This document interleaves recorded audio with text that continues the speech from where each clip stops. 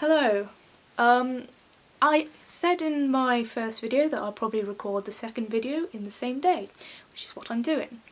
I also remember that my college camera was downstairs, so I thought why not bring that upstairs so that my video is so much better quality than on my stupid phone camera, which pretty much died as soon as I pressed stop recording on the last video anyway, so that worked out.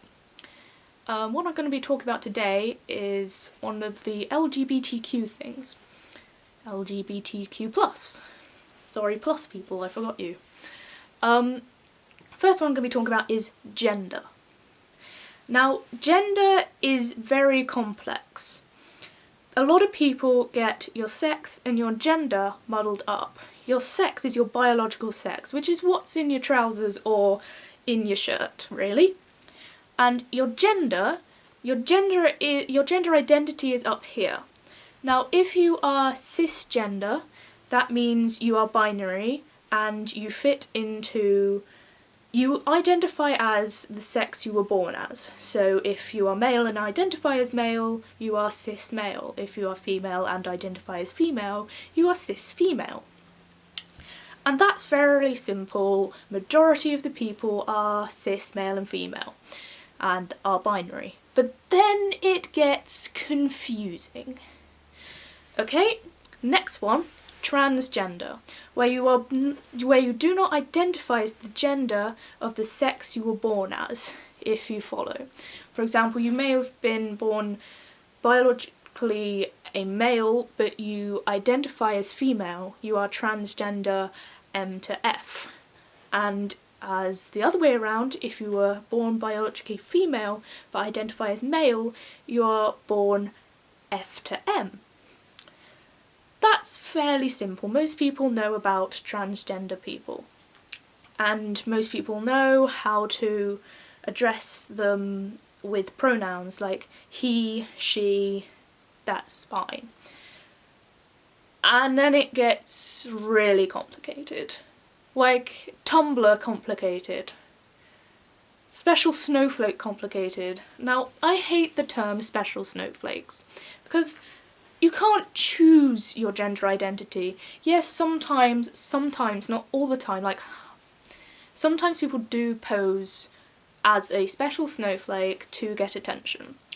But that's not fair on the people that genuinely are these genders and identify as and truly believe they are this gender because they are. Now, first one I'm going to speak about is probably one of the most taboo ones, which is gender fluid. Gender fluidity is a flow, because gender is a spectrum. There is not just male, female. It flows. Gender fluidity, blah, blah, blah. Okay, you can wake up some days and identify as female, like full female. But then in a few weeks' time, or maybe the day after, or sometimes even midway through the day, you can change and fluidly you can go to and identify as male. And that's not only it. You can also identify as, which I probably should have explained before gender fluidity, but you can also identify as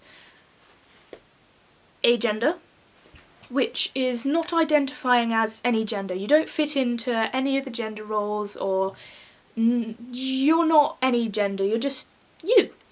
You have a biological sex, but you don't have a gender, you're just you.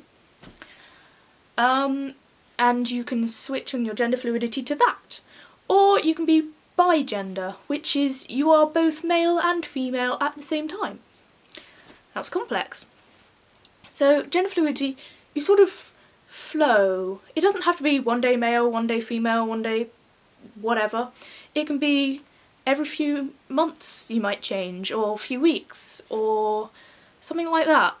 Like one of my friends, they're gender fluid, and for the past few weeks they have been identifying as their biological sex, female. But a few days ago they suddenly changed and they were like, I'm a male now. You can use male pronouns if you want, or their preferred one, so that no one gets anything wrong. The pronouns they prefer to use are genderless pronouns, which are they, them, and they are grammatically correct. Saying they and them is not always plural. They and them is genderless pronouns to refer to someone who doesn't like gendered he, she pronouns. And don't call them an it, because they're not an it, they're a person, they are still a person. And gender fluidity is very, very confusing, not only for everyone else, but for the person that's actually going through it. Because they can change midway through the day, they can be identifying as a female at the beginning of the day. They put on loads of beautiful makeup and they feel really pretty. Then it gets to like 2 o'clock in the afternoon and they've suddenly changed gender. They didn't choose to, they just do. And they're male and they're like, I feel stupid as a male wearing all this makeup. I can't deal with it. So that's gender fluidity in short, like really, really short. Trying to explain that one. Now, the next one, agender. Agender, as I explained before, is where you do not identify as any gender. You are not fitting into any binary gender or any form of gender box at all. You're biologically male or female, that's your sex, but your gender, you don't really have one at all. One of my closest friends, they're agender and they have a gender neutral name, which also people with gender fluidity tend to have. And you either call them by their name or they, them. It's also down to the person. You don't have to use genderless pronouns, but it's sometimes easier just in case you misgender someone. Then there is bigender, where you are both genders at the same time. Now, I do not know how the pronouns work for this one, but one would assume that it's they, them, rather than he, his, her, whatever. So that's what I assume about bigender, because you're both genders at the same time. Then there's genderqueer, which is kind of an umbrella term where you don't fit into binary genders, and that's basically it. Being genderqueer is being non-binary, basically.